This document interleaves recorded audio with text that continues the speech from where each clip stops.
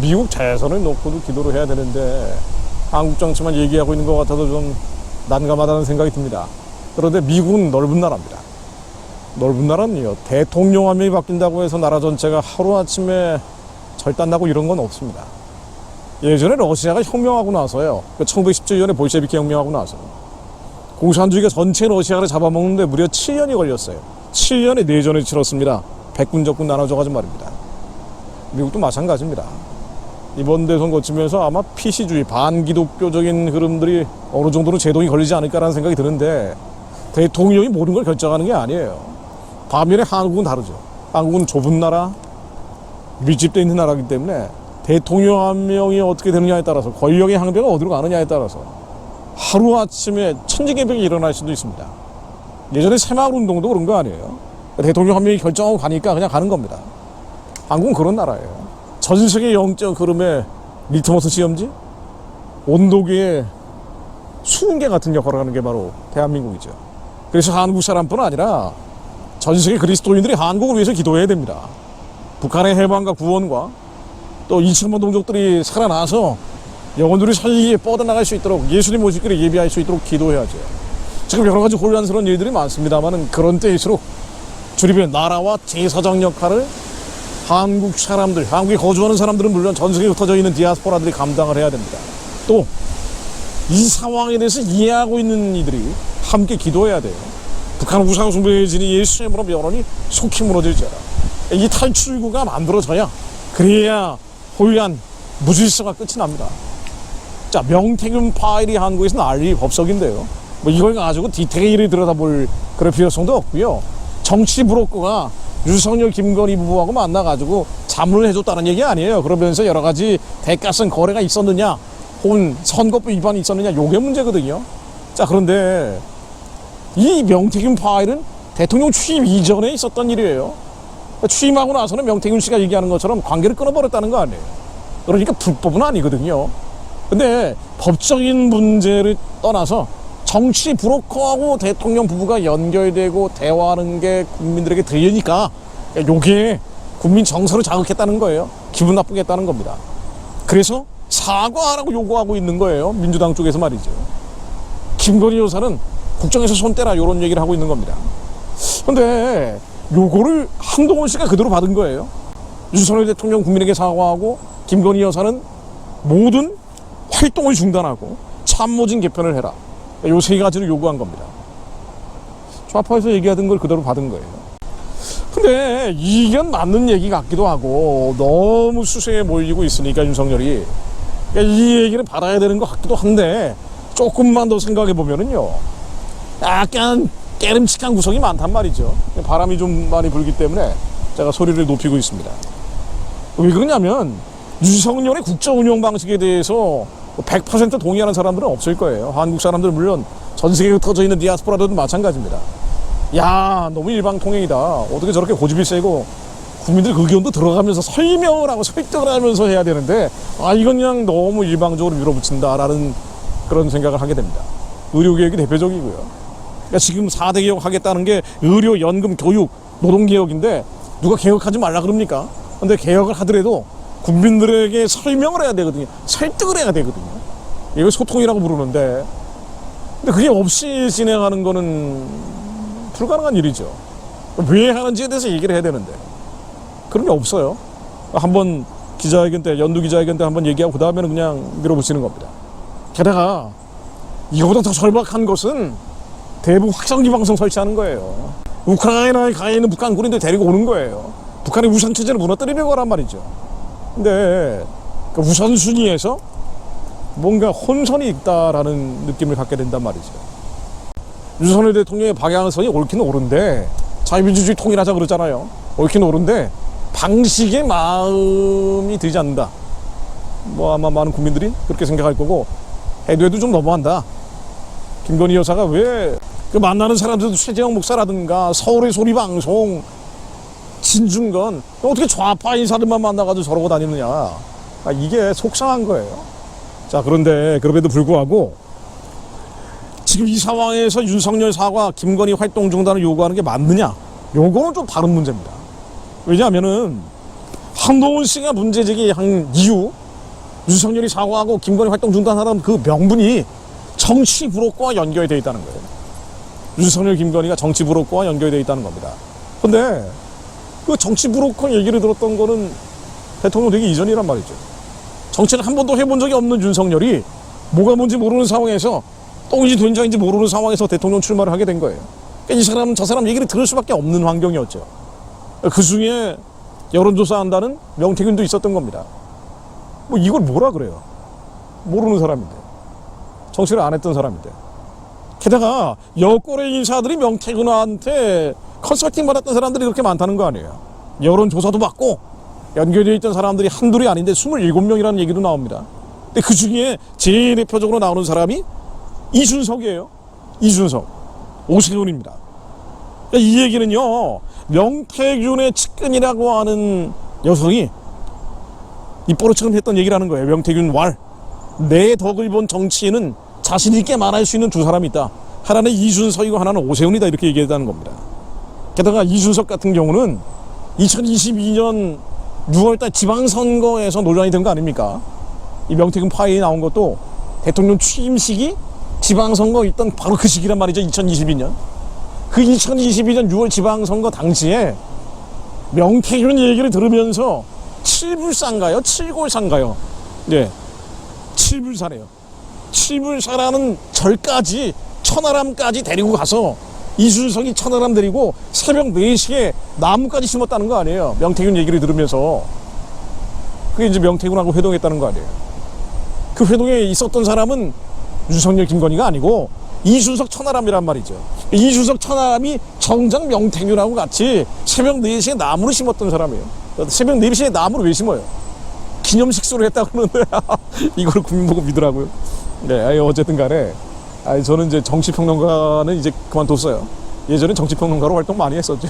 네, 무려 저도 7년을 활동했습니다. 자, 그런데 제가 정치평론가를 하는 게 아니고 뭐 국민을 이게 전화로 보는 것도 아니고 말이죠. 아니, 정치 브로커하고 연결되어 있어서 문제라 그러면은 정작 사과해야 되는 건 이준석이에요. 천하람이란 말이에요. 근데 제일 웃긴 게 국회에서 이 명태균 문제를 물고 늘어지는 가장 앞장선 사람이 천하람이란 말이에요. 이준석이란 말이에요. 그러니까 본인들이 이제 캥기는 구석이 있으니까 더 윤석열, 김건희 문제를 물고 늘어지는 것 같아요. 그리고 한동훈이 이걸 받아가지고 윤석열 사과라고 하고 있는 겁니다. 아니 근데 정작 문제되는 거는 이준석, 오세훈 얘기 나오고 있는데, 그러니까 오세훈 씨는 좀 억울할 거예요. 왜냐면은 아니 명태균한테 정치 컨설팅 한번 받았다고 이게 이제 뭐 이름이 올라가니까, 아니 그러니까 뭐 이게 불법이 아니면, 선거법상, 정치자금법상 불법이 아니면 문제될 소지가 없는 건데, 이게 뭐 어디서 듣도 보도 못한 듣보잡이라 그러죠. 듣보잡 명태균이 윤석열 대통령하고 대화하는 게 민주당이 공개를 해버리니까, 폭로를 해버리니까 국민들이 깜짝 놀란 거예요. 예전에 최순실 사건 때처럼. 선동이죠. 전형적인 선동이죠. 그러니까 법으로 판단해야 될 문제인데 국민 감정, 정서에 호소를 하는 쪽으로 가고 있는 겁니다. 게다가 여기저기서 얘기를 들어보면은 말이죠, 뭐 언론에 공개된 것뿐 아니라 공개되지 않은 뭐 찌라시, 그리고 이쪽에 관련되어 있는 사람들, 이런 사람들 얘기를 들어보면은 윤석열 대통령이라는 사람은 정치를 안 한 사람이고 해본 적이 없고, 또 정치를 자체가 원래 타고나지 않은 사람들, 고집스러운 사람이기 때문에 시골 면장 정도의 정치력도 없다고 얘기하잖아요. 뭐 흔히 하는 얘기입니다. 그러다 보니 김건희 씨가 뒤에서 이런저런 사람들한테 자문을 많이 받았겠죠. 그 중에 명태균도 있었던 거예요. 그리고는 대통령 당선되니까 전화 왔겠죠. 이런저런 얘기를 했겠죠. 그러면서 나눴던 얘기일 겁니다. 아마 이 녹취록에 나온 얘기들이 말이죠. 이게 만약 대가성이 있다면 그 안에 대가성 있는 얘기가 들어가야 되는데 그런 얘기는 없단 말이에요. 그리고 앞뒤 얘기도 윤석열 얘기가 나오고 그다음 명태균 얘기가 나올 때 앞뒤 얘기가 너무 말이 안 되는 좀 이상한 흐름으로 간단 말이죠. 그래서 이 녹음 파일을 분석한 소리 전문가들이 한 명이 아니라 4명이 연구를 했다는데, 이거 분석을 해보니까 이건 편집됐을 가능성, 조작됐을 가능성, 너무 잡음들이 많이 들어가고 음폭의 불균형, 단어의 삽입 흔적, 그래서 이거는 문제가 있는 파일이다라고 나온단 말이에요. 아니 그러면은 일단 한동훈이 해야 될 얘기는 이 녹취 파일이 진실인지에 대해서 물어봐야 돼요. 민주당 쪽에 이것이 정말 사실입니까? 라고 얘기해야 됩니다. 또 이 명태균이라는 정치 브로커와 연결이 있는 사람들, 특히나 이준석 같은 사람들에 대해서 문제 제기를 해야 되죠. 왜 실무사에서 새벽 4시에 나무 심었는지 이런 부분들을 문제 삼아야죠. 근데 이런 거 없이 얘기하는 거는 이건 공정한 잣대라고 보기는 어렵죠. 근데 본인도 법무장관 출신인데 정작 문제되는 거, 불법행위, 선거법 위반, 정치자금법 위반. 그러니까 공천의 대가라면은 대가성이 있는지에 대해서 확인해야 되는데 이런 얘기 전혀 없어요. 그러니까 국민들이 기분 나빠하니까 사과하십시오라고 나오는 거예요. 사과하는 순간 어떻게 되겠습니까? 윤석열 탄핵 아니면 개헌 얘기를 하잖아요. 그쪽 프레임에 많이 드는 거죠. 앞으로 흘러갈 방향성이 이게 너무 불길합니다. 게다가 김건희 씨 활동 중단 얘기를 했는데 지금 김건희라는 연부인이 공개적으로 활동하는 것은 대외적인 활동을 할 때, 외국 원수들이 온다든가 불개할 피할 때 아니면 활동하지 않죠. 그러니까 활동 중단을 요구하라는 것 자체가 이게 좀 이상한 얘기란 말이에요. 그럼 그 활동 중단이라는 건 뭐예요? 한동훈 대표가 얘기하는 활동 중단은 남편에 대한 자문이나 조언도 하지 말라는 얘기입니다. 근데 이건 불가능한 거예요. 불가능한 걸 요구하고 있는 겁니다. 그러니까 어쩌라는 얘기예요? 갈라서라는 얘기예요? 헤어지라는 얘기예요? 그러니까 말도 안 되는 주장을 하는 겁니다. 지금 한동훈 대표는 윤석열 입장에서 받아들이기 어려운 요구를 하고 있는 거예요. 받아들일 수 없는 요구라고 볼 수도 있습니다. 아니 그런데 왜 이런 요구를 하는지 그냥 언론에서 떠들어대니까 무작정 수용한다는 느낌을 지울 길이 없습니다. 게다가 이게 공정한 잣대, 이런 법적인 차원, 정치적인 차원을 떠나서 도덕적으로 공정하지가 않은 게 정말 문제 삼으려면 말이에요. 연부인 문제 삼으려면은 김정숙 씨 타지말 대통령 전용기 혼자 타고 갔던 그 얘기를 해야 될 거 아니에요. 왜 이 얘기는 안 하냐 말이에요. 김혜경 씨 법인카드 썼던 얘기 그 남발해서 지금 수사도 제대로 진행되지 않고 있는 이 얘기 해야 될 거 아니에요. 정작 윤석열의 문제를 물고 들어주려면 지금 이재명 사건이 7개 사건에 11개 혐의 아니에요. 그러니까 이걸 문제 삼아야죠. 아니 그것도 그렇고 문재인 전 대통령, 그러니까 문재인 씨가 했던 수많은 비리 의혹들, 적폐 중에 적폐들 말이에요. 사위 문다의 전 남편 이스타항공에서 불법 채용을 하고 뭐 이상한 구석이 한두 군데가 아닌 거 아니에요. 자금의 흐름부터 시작해서. 아니 제가 봐도 대충 보이는데 왜 법무장관까지 했던 사람이 이런 거를 문제 안 삼냐 말이에요. 문제 삼아야 될 거 아니에요. 기자회견은 이런 거 해야죠. 왜 이런 거 안 합니까? 왜 한동훈파, 친한파라는 사람들이 이런 얘기를 안 하냐 말이에요. 게다가 서해 공무원 피살 사건, 그 북한과 연결해가지고 뭘 숨겼는지 이거 공개하라 그래야 될 거 아니에요. 울산 원전 비리 문제, 이 국가적인 피해가 이건 천문학적인 피해를 냈단 말이에요. 이거를 문재인이 지시를 했다는데 왜 이거를 왜 그대로 내버려 둡니까? 월성 1호기 문제, 원전 비리 말이에요. 울산 선거 개입 사건은요 진짜 선거 개입이죠. 정말 선거 개입, 비서실 8개 비서실이 동원됐다는 거 아니에요. 왜 이거는 윤석열 사과하라는 것만큼 집요하게 안 물고 늘어지냐고요. 자, 바로 이때 이 문제의 명태균 녹취록이 이건 조작되고 편집됐을 가능성이 너무 많기 때문에 국회의원이 공무수행을 방해했다라고 해서 고발하는 기자회견이 있었습니다. 그러니까 이건 문제의 본질이 윤석열 사과나 김건희 활동 중단이 아니고 이 녹취 파일에 문제가 있다. 그래서 이 문제 제기를 한 변호사들이 있어요. 이 도태우 변호사를 포함해서 여러 시민단체들이 연합을 해서 윤석열 대통령 통화 조작 고발 기자회견이라는 걸 가졌습니다. 이 녹취록이 편집 조작돼서 국회의원의 공무수행을 방해했다는 겁니다. 지금 벌어지는 상황들을 보면은 한동훈 씨보다 도태우 변호사가 훨씬 더 명확하고 정확하게 보고 있는 겁니다. 근데 안타깝게도 사실을 말하고 진실을 전하고 정확한 진실을 선포하려는 사람들이 공적인 공론회장에서 결박당하고 있는 거예요. 흉악의 결박처럼 말이에요. 한국을 뒤덮고 있는 정사원생 어둠의 세상 중 하늘의 악의 영들이 너무 바로하고 있기 때문인 것 같아요. 그래서 정치 상황을 말씀드렸습니다만은 우리가 정치 평론하자는 취지에서 말씀드린 게 아니고요. 이게 영적인 겁니다. 어둠이 발악하고 발광하고 있는 겁니다. 북한 체제가 망해가고 끝나갈 때가 되니까 저 어둠의 땅을 잡고 있던 정사원생 어둠의 세상 중 하늘에 있는 악의 영들이 발악을 하고 발호를 하고 있는 거죠. 우리는 이때 하나님의 말씀을 선포하는 겁니다.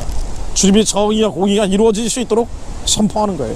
시편 75편 9절로 나는 야곱의 하나님의 영원히 선포하며 찬양하며 또 악인의 뿔을 다 베고 의인의 뿔은 높이 들기로다.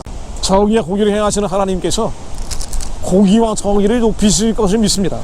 그리고 우리는 이렇게 선포합니다. 나는 야곱의 하나님의 영원히 선포하며 찬양하며 또 악인의 뿔을 다 베고 의인의 뿔은 높이 들기로다. 우리는 정치하는 사람들이 아니에요. 여러분들은 마찬가지입니다. 그런데 우리는 야곱의 하나님의 영원히 선포합니다. 찬양합니다. 그리고 악인의 뿔은 다 베어질지어다. 의인의 뿔이 높아질지어다. 하나님이 두려워하고 경외하는 자들, 주님의 정의와 공의를 이 땅에 이루려는 자들이 하나님 민족의 치리자로 세워지게 하시려 하나님 선하고 기쁘고 온전하신 뜻이 하늘에서처럼 이 민족 가운데 이루어지게 하사 북한을 열고 땅끝까지 복음 전하는 길을 열어내게 하옵소서. 주님 말씀으로 한번도 위임하여 주옵소서. 김일성 무상 권력과 그와 연결되어 있는 수많은 어둠과 흑암의 세력들은 그 악인의 뿔들이 다 꺾어질지어다. 예수 그리스도로 영원히 꺾어질지어다. 주님 말씀 가운데 임하여 주옵소서. 예수 그리스도 이름으로 기도드립니다. 아멘.